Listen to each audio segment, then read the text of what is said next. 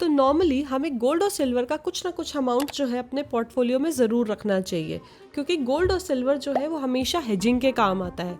जब भी मार्केट में कोई भी अनसर्टेनिटीज़ होती हैं, मार्केट फ्लक्चुएट कर रही होती है, तो गोल्ड और सिल्वर जो होते हैं हमारे पोर्टफोलियो को हमेशा हेज करते हैं।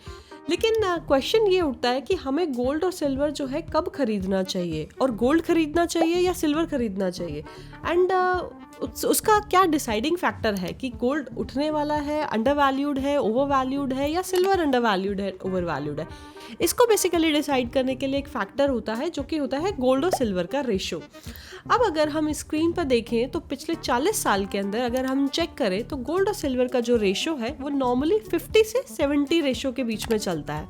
अब गोल्ड और सिल्वर का रेशो क्या होता है? गोल्ड और सिल्वर का रेशो होता है कि कितने ऊंस ऑफ सिल्वर हमें खरीदना चाहिए टू बाय 1 ऊंस ऑफ गोल्ड, या फिर हम 1 ऊंस ऑफ गोल्ड से अप्रॉक्सीमेटली कितने ऊंस ऑफ सिल्वर खरीद सकते हैं। ये होता है गोल्ड और सिल्वर का रेशो। अब नॉर्मली ये जो रेशो होता है 50 से 70 के बीच में चलता है as per the previous data of 40 to 50 years.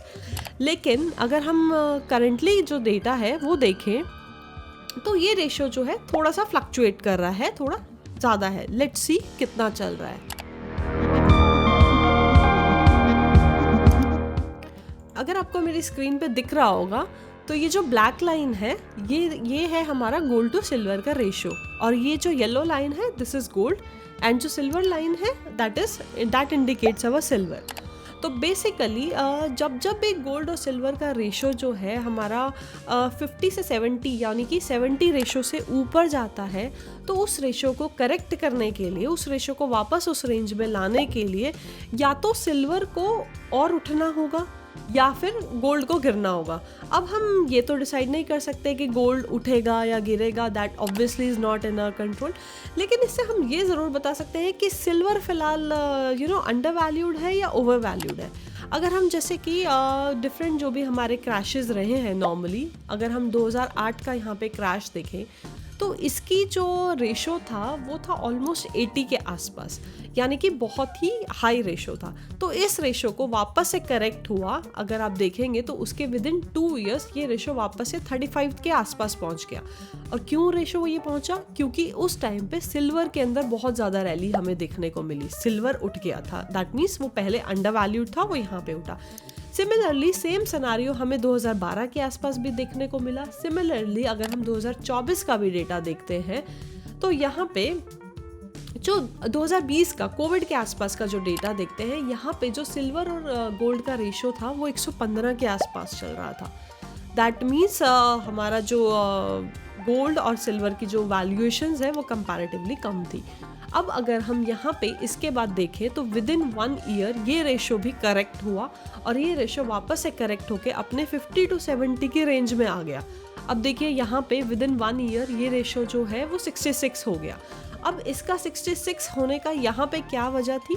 अब आप देखिए कोविड के टाइम पे सिल्वर यहाँ पे फिर से अंडर वैल्यूड था, सिल्वर ने ग्रो किया यहाँ पे, एंड इसकी वजह से ये वाला रेशो जो है वापस से अपने नॉर्मल रेंज में आ गया। अब सेम ही चीज़ जो है वो 2025 में भी हो रही है। अगर आप 2025 का डेटा देखें तो फिलहाल गोल्ड और सिल्वर का रेशो जो है वो 100 से ऊपर चल रहा है। अब इस टाइम पे इस रेशो का ऊपर होने का क्या मतलब है, क्यों हुआ है? इस बार हमारी जो रैली आई है वो गोल्ड में आई है, यानी कि गोल्ड का रेशो जो है, गोल्ड जो है वो ऑलरेडी काफ़ी ज़्यादा उठ गया है। इसी की वजह से हमारा जो ये रेशो है गोल्ड और सिल्वर का, ये इसकी वजह से 100 से ऊपर आ गया है। अब ये जो है अपनी एस्टिमेटेड रेंज से अभी ज़्यादा आ गया है। तो इसका क्या मतलब हो सकता है कि क्या गोल्ड ओवर वैल्यूड है? वी कांट से दैट, हम ये नहीं बोल सकते कि गोल्ड ओवर वैल्यूड है। लेकिन यस, इस स्टेज में हम ये ज़रूर बोल सकते हैं कि सिल्वर अंडर वैल्यूड है फ़िलहाल, क्योंकि अगर आप इन दोनों का रेशो इस टाइम पे देखें तो वो चल रहा है 100:1, जो कि नॉर्मली 50 से 70 के बीच में होना चाहिए।